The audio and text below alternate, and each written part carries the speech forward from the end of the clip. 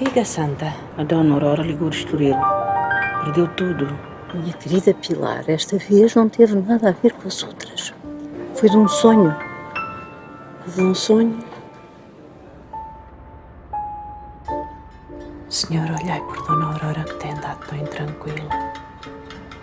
Concedei-lhe alguma paz de espírito.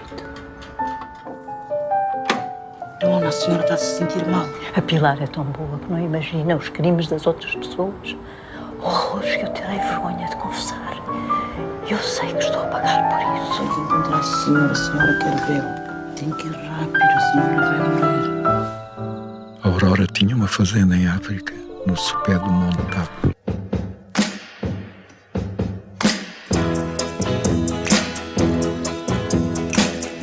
Sin preguntar quién eras, me enamoré.